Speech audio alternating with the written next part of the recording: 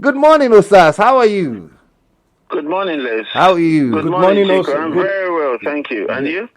Good. Wonderful. I'm great. Great. You can see us chopping it away. You know, I don't know how it's been for you as a Nigerian this week. Has it been tough for you?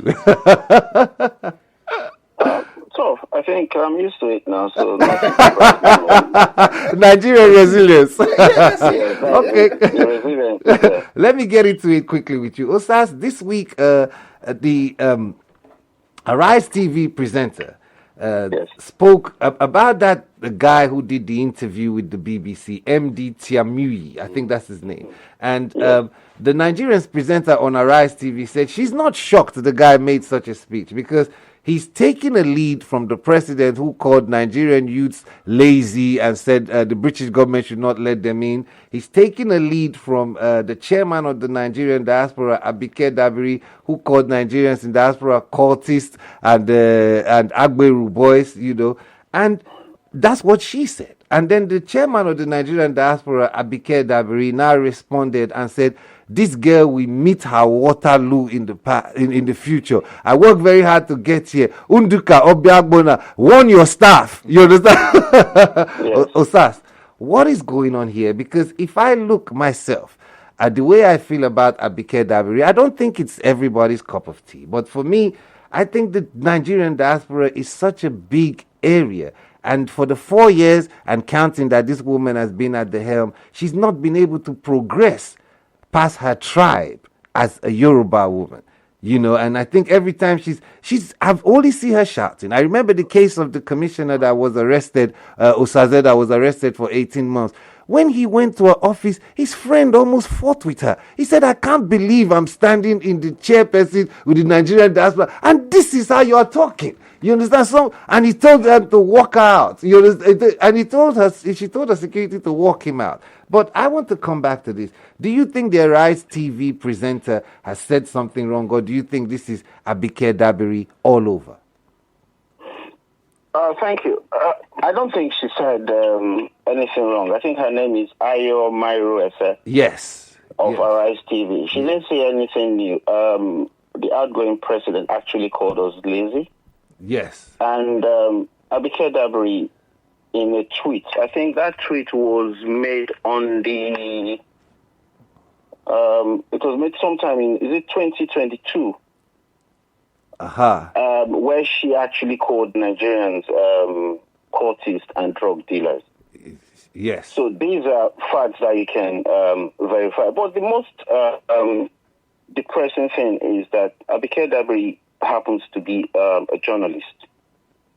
And it's wrong for a journalist to try to bully or gaslight another journalist. Yeah.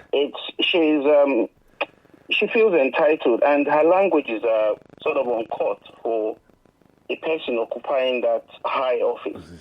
Yes. Because in the tweet that she brought out, which the young journalist referred to, somebody was drawing her attention to what Nigerians are going through in Indonesia. And the person said, Abike should go to Indonesia and see how Nigerians are treated.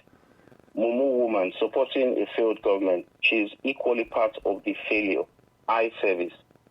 And the response from the chairperson of the Nigerians in Diaspora Commission was, oh, there. You go to Indonesia, do cultism and come begging to be rescued from death sentence. Thank God for NDLEA Nigeria now saving people like you from death row. You see, I'm sorry. Let me be very frank. Abike Dabiri is too rash to hold that position. Too crass. The problem even is, what is that commission for? The commission we already have a Ministry of External Affairs. So I think that commission was just created as like a political position to settle her, because she's always in the news for the wrong reason. Always. I think if she opens her mouth today, she's a terrible ambassador for Nigeria. Terrible. I don't know where they found her. Look at the when the crisis. Sorry, hold on. I've got Mike Okoye on the phone. Mike, good morning. Good morning, Z. Yes, good morning. You're live on air, and you can hear us. We're talking about the Nigerian Diaspora Chairperson, Abike Dabiri, who has come again this week to threaten another journalist. Have you been following her antecedents, as Osas has mentioned? She's the same No, woman. I haven't been following her antecedent, no. Okay, but would you want to contribute? Do you think she's doing a great job, or you think she has been non-existent as a Nigerian? To be honest, I don't know about this, whether she's a woman or a man. Really. To be honest, I don't know anything about her. And I've been in this country for nearly, 25 years, 27 years. So that explains it. That answers the question. Yes. Osas, please carry on so Mike can get a feel to see if he wants to meet her. Carry on, please, Osas. Yeah, during the crisis, when the crisis in Sudan started and other countries were trying to evacuate their citizens, yes, Nigeria went in there, which is good, trying to rescue our own citizens. They went in with about 40 buses, and this woman was trying to defend evacuating people based on state. How can you, in a crisis situation, be evacuating people based on state? You see what we're saying, Mike? Have you heard that? Did you? Yes, I heard it. Back to when there was a lady or a gentleman that was arrested in Saudi Arabia. You need to see the speed with which Abike Dabiri and her cohort handled that issue. And that woman was released to Nigeria because maybe she's the wife, the daughter, or blah, blah, blah. Of yes. But what we are saying is, if you were there for Nigeria, irrespective of where that person comes from, irrespective of the crime, there should be consular service. There should be people saying, okay, you're one of us, we'll support you. That's it. It's not like we are condoning the actions of these people, but there should be somebody there to support a Nigerian citizen in distress. Not selecting those to help and those not to help. Stiko, can you believe if you was in trouble now, what type of message are you expecting from Abike Dabiri? For me, she would call me Ode. For you, call me a criminal.